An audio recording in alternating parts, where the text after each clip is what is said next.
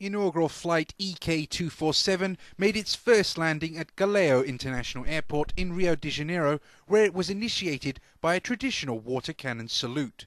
This is Emirates' second destination in Brazil after Sao Paulo. Rio is the second largest city in Brazil and is renowned as a world-class leisure destination, attracting an estimated 2.8 million tourists each year. Yes, Sao Paulo is working very well, and South America is stronger and stronger, and that's why we were looking for a second point to Brazil, Rio. Rio is a very interesting city. We think we have potential for tourism to Dubai.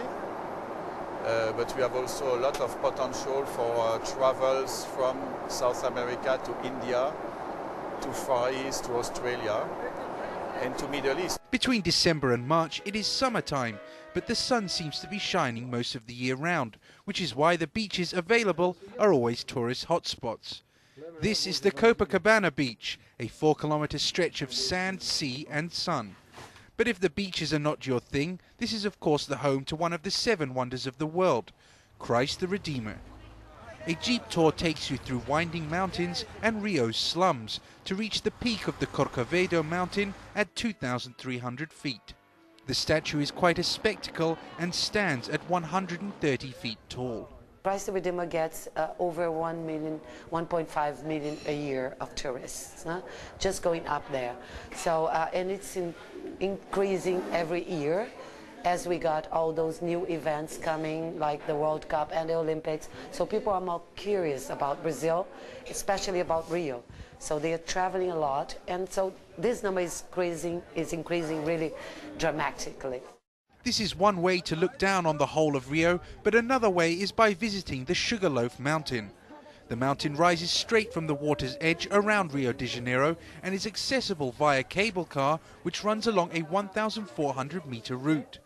From here, Rio really is breathtaking. The Sugarloaf is one of Rio de Janeiro's biggest tourist attractions and sees nearly 1 million visitors per year. On a really good day, you can see many of Rio's beautiful landscapes and beaches. Later in the day, you can visit the hippie market and pick up trinkets that are all handmade locally. And of course, when people think of Rio, they think of nightlife. And what you may have heard is true. People here love to party. Cafes and restaurants for all tastes are available in the city, and you can even spend the evening enjoying some traditional samba music and dancing.